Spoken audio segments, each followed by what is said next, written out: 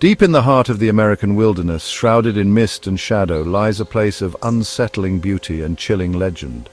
This is a forest where the very air seems to hum with ancient secrets, and every step taken feels like a journey into the unknown. The locals call it the Forest of Echoes, a name whispered with a mixture of fear and reverence. It is said that the forest has a life of its own, a sentient presence that watches and waits.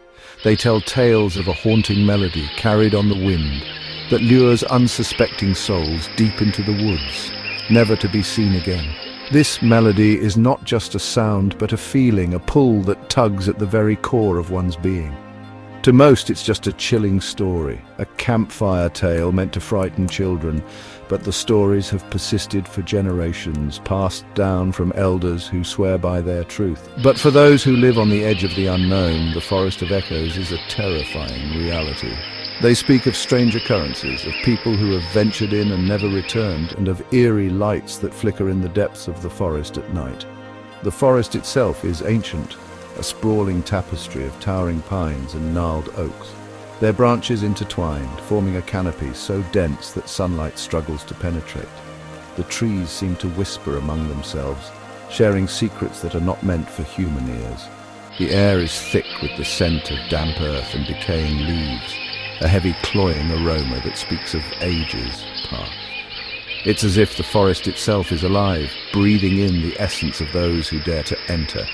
Beneath the tangled undergrowth, the ground is soft and yielding, a carpet of moss and fallen leaves that muffles every footstep. It's a place where the very ground seems to swallow sound, adding to the eerie silence. But it's the silence that is most unsettling, a silence so profound that it feels as if the forest itself is holding its breath, waiting for something to happen.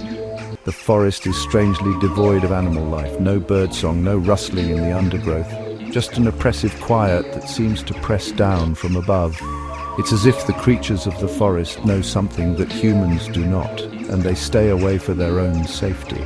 Even the wind, which whispers through the trees outside the forest's edge, falls silent within its boundaries, as if the very air is holding its breath. The stillness is palpable, a heavy blanket that smothers all sound. It is a place of secrets, where the line between reality and nightmare blurs, and where time itself seems to bend and distort. The forest is a living entity, a place where the past and present coexist in a delicate balance. It is a place that calls to the curious and the adventurous, but only a fool would answer that call. For in the Forest of Echoes, the line between the living and the dead is thin, and those who enter may never find their way out. The legend of the Forest of Echoes begins with the melody, a haunting tune that drifts from the depths of the woods, carried on the wind like a siren's song. This melody is not just a sound, it is an experience, a phenomenon that has been part of the forest for as long as anyone can remember. The origins of this tune are shrouded in mystery, with no one truly knowing where it comes from or who or what plays it. Some say it's the mournful cry of a lost spirit, others claim it's the whisper of the forest itself, but all agree on its effect, a powerful, almost hypnotic allure. The melody has a way of weaving itself into the fabric of the forest, becoming one with the rustling leaves and the whispering wind. It is as if the forest breathes the melody, exhaling it with every gust of wind. It is a sound that seems to seep into your very bones, worming its way into your thoughts, beckoning you closer. Those who hear it often describe an overwhelming urge to follow the sound, to find its source, even if it means venturing into the heart of the forest where the trees grow thick and the light barely penetrates. Those who have heard the melody describe it as both beautiful and unsettling, a simple tune played on a flute or perhaps a panpipe, melancholic and strangely familiar, as if from a half-remembered dream. The notes seem to carry a weight of history, of stories untold and secrets kept hidden within the forest's depths. It is a sound that speaks of longing and regret, of something ancient and unknowable. The melody seems to echo the very soul of the forest, a place that has seen countless seasons and harbors countless mysteries. It is a reminder of the passage of time, of lives lived and lost, of moments that have slipped away like leaves carried on the wind. The locals, those who live close enough to the forest to know its secrets, warn outsiders about the melody. They speak of it with a mixture of reverence and fear, understanding that it is both a part of their heritage and a potential danger. The melody is a part of their lives, a constant presence that they have learned to live with, but they know better than to follow it. They say it is a lure, a trap set by something sinister that dwells within the woods. The forest is a place of beauty, but also of danger, and the melody is a reminder of that duality. It is a siren's call, tempting and treacherous, leading those who are not careful into the forest's dark embrace. They speak of those who have followed the sound, drawn deeper and deeper into the forest's embrace, never to return. The stories are numerous, each one more chilling than the last, of people who were captivated by the melody and vanished without a trace. The forest, it seems, has a way of claiming those who dare to seek out its secrets. There are stories, whispered around campfires and in hushed tones, of hikers who strayed from the trail, captivated by the melody. These tales are passed down from generation to generation, each one adding to the legend of the Forest of Echoes. The melody is a part of these stories, a haunting refrain that lingers in the minds of those who hear it. They vanished without a trace, their campsites found abandoned, their belongings untouched. It is as if they simply walked away, leaving everything behind in their quest to find the source of the melody. The forest, it seems, has a way of erasing all evidence of their passing, leaving only the haunting tune as a reminder of their fate. Search parties found nothing, no sign of struggle, no indication of where they might have gone. The forest is vast and dense, a labyrinth of trees and underbrush that can easily swallow a person whole. The melody, it seems, is a part of this labyrinth, a guide that leads the unwary deeper into its depths. It was as if the forest itself had swallowed them whole.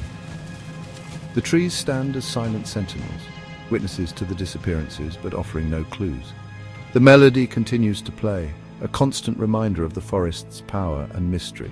The melody is a constant reminder of the forest's power, a subtle threat that hangs heavy in the air. It is a sound that can be both enchanting and terrifying, a reminder of the forest's ability to both give life and take it away. The melody is a part of the forest, as much as the trees and the wind, a presence that cannot be ignored. It is a warning to those who would dare to venture into the unknown. Beware the call of the Forest of Echoes, for it is a call that can lead you astray, a call that can cost you your life. The melody is a part of the forest's allure, a siren song that tempts the curious and the brave, but it is also a reminder of the dangers that lie within. The Forest of Echoes is a place of beauty and mystery, but it is also a place of danger, and the melody is its most potent weapon. The year was 1997, a time when the internet was still in its infancy and the world felt a little less connected. It was a period of transition where technology was beginning to weave its way into everyday life, yet the allure of the great outdoors still held a powerful grip on the imaginations of many. People were curious, adventurous, and eager to explore the unknown, driven by a sense of wonder that the digital age had not yet fully quenched. It was then that a group of 5 experienced hikers set out to conquer the legend of the Forest of Echoes. This forest, shrouded in mystery and steeped in local folklore, had long been a source of intrigue and fear. Tales of strange occurrences, eerie sounds, and unexplained disappearances had circulated for years, making it a tantalizing yet daunting destination for any adventurer. Their names were Sarah, Mark, Emily, John, and David, friends with a shared love for adventure and a thirst for the unknown.